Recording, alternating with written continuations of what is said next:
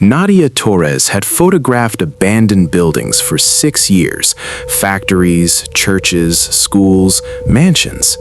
She had a rule she developed over time, a simple one. Never go alone, never go at night, never go back. She broke all 3 rules at Holloway. It started as a professional assignment. A small horror magazine, the kind with glossy black covers and subscriber lists in the thousands, had reached out about a feature on America's most haunted abandoned places. Holloway Psychiatric Institute was on every list, top 5 usually, sometimes number 1. The building sat on the outskirts of Gray Mill, a town of 4,000 people in rural Pennsylvania. It had operated for 31 years, from 1956 to 1987, as a state-funded psychiatric facility. At its peak, it housed over 300 patients. The staff-to-patient ratio, according to records Nadia found online, had been catastrophically low, 1 nurse for every 40 patients on the night shift. What had happened in those wards, in those rooms, in the long, dark corridors between midnight and dawn, nobody talked about. Not officially, but there were accounts, forums, testimonies from former staff members posted anonymously that described things Nadia had read with growing unease at her kitchen table at 2 in the morning, coffee going cold beside her. She'd taken the assignment anyway. She arrived in Gray Mill on a Thursday in November. The town felt wrong immediately. Not dangerous, just off. People moved slowly. Conversations in the diner where she ate lunch died when she walked in. The woman at the motel desk gave her a room key without making eye contact and said unprompted, "You're not going to that hospital, are you?" "Just passing through," Nadia said. The woman nodded like she didn't believe her. "People go up there," she said. "Sometimes they don't come back the same." Nadia smiled politely, took her key, and went to her room. She went to Holloway the next morning, in daylight, alone. Part 2. The building. From the outside, Holloway looked exactly like what it was, a mid-century institutional building, 4 stories of gray brick and narrow windows, surrounded by dead grass and a chain-link fence that had been cut open in at least 3 places. The kind of building designed not to comfort the people inside it, but to contain them. She squeezed through the fence and approached the main entrance.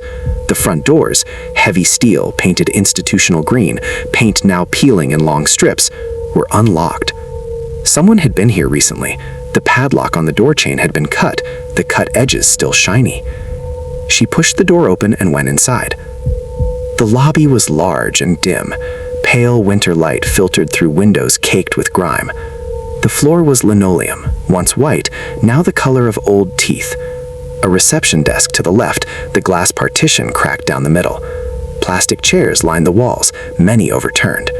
A sign above the corridor ahead read in faded letters, Wards 1 through 8. And below that, someone had written in black marker, Don't go to 13.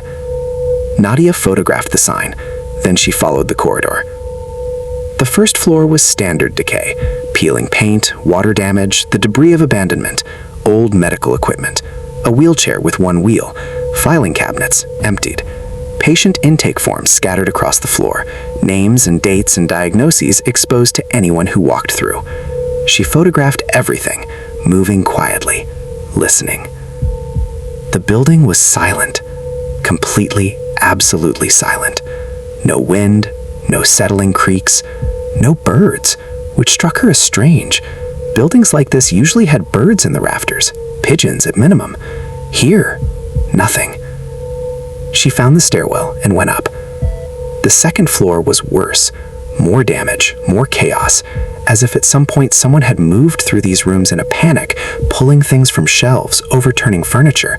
One room, labeled Treatment Room C, had its door torn completely off its hinges. The inside was empty except for a single chair in the center of the room bolted to the floor, with leather restraint straps still attached to the arms. She photographed it and kept moving. The third floor was where she first heard it. She was halfway down the corridor when she stopped. Behind her, from the direction she'd come, she heard a sound, soft, rhythmic, like something being dragged across the floor, slowly, with deliberate patience. She turned. The corridor was empty. She waited 30 seconds. Silence. She told herself it was the building. Old structures made sounds. Everyone knew this, and continued toward the far end of the hall. The sound started again, closer now. She spun around. Empty corridor, pale light from the windows, debris on the floor undisturbed. Nothing. But the air had changed. She could feel it, a drop in temperature so sudden and severe it was like stepping into a refrigerator. Her breath misted in front of her face. It hadn't done that downstairs. The building was cold, but not that cold. She looked down at her camera. The battery indicator, which had shown full when she had entered, now read 10%. She charged it the night before. Get the shots and get out, she told herself. 4th floor, Ward 13, then leave.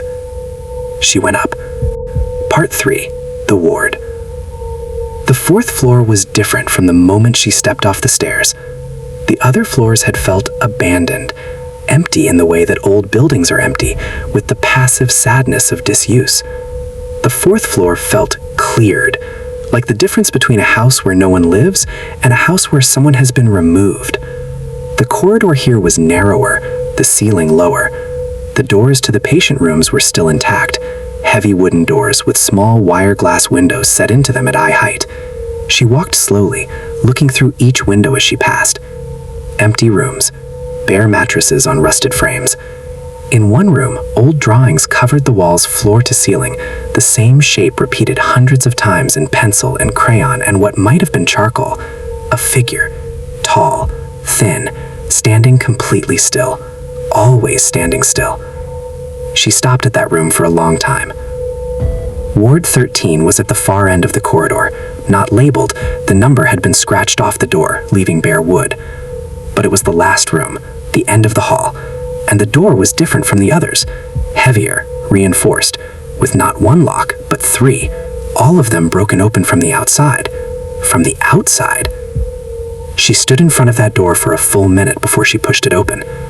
The room beyond was large, larger than the others, running the full width of the building. Once it might have been a common room or a group therapy space. Now it was empty except for debris and, in the center of the floor, a large, dark stain that had soaked deep into the wood and never come out. She stepped inside, started shooting. The stain, the windows, the peeling institutional green walls. She was moving toward the far windows when she noticed the mirror. It was on the wall to her right, large and rectangular, the kind of mirror you'd find in an institutional bathroom. Most of the silver backing had corroded away, leaving only a dim, cloudy reflection. But as she raised her camera to photograph it, she saw something in the reflection that stopped her cold. The room behind her, in the mirror, was not empty. There was a figure standing in the doorway, tall, thin, completely still, wearing what looked like a patient's gown, pale, shapeless. The face was turned toward her. She spun around. The doorway was empty. She looked back at the mirror. The figure was still there. Closer now, it had moved toward her while she looked down, crossing half the room without making a sound. "Who are you?" she said. Her voice was steady. She was proud of that. The figure in the mirror tilted its head, slowly, the way a curious animal looks at something it doesn't understand. Then it raised one hand and pointed, not at her, past her, at the window behind her. She turned to look. Outside the window, through the grime-caked glass, she could see the grounds of the hospital, the dead grass, the fence, the gray November sky. Nothing unusual.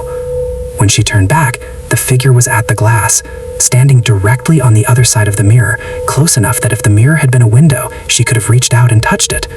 The face was visible now, pale, drawn, with eyes that were entirely white, no iris, no pupil, just white. And the mouth was moving, silently, forming words she couldn't hear. She read the lips. "They're still here." Part 4. What lives in the reflection. Nadia was a rational person. She believed in physics, in light, in explainable phenomena. She didn't believe in ghosts. She had walked through dozens of haunted buildings and found nothing, just old wood and darkness and the human tendency to find patterns in random stimuli. But the figure in the mirror didn't waver, didn't shift, didn't resolve into a trick of light or a shadow from the window. It stood in the doorway, in the mirror's doorway, and watched her. She raised her camera and photographed the mirror. When she looked at the image on the screen, the doorway was empty, just peeling paint and broken hinges. She looked up at the mirror. The figure was still there. Closer now, it had moved toward her while she looked down, crossing half the room without making a sound. "Who are you?" she said. Her voice was steady. She was proud of that. The figure in the mirror tilted its head, slowly, the way a curious animal looks at something it doesn't understand. Then it raised one hand and pointed, not at her, past her, at the window behind her. She turned to look. Outside the window, through the grime-caked glass, she could see the grounds of the hospital, the dead grass, the fence, the gray November sky. Nothing unusual. When she turned back, the figure was at the glass, standing directly on the other side of the mirror, close enough that if the mirror had been a window, she could have reached out and touched it. The face was visible now, pale.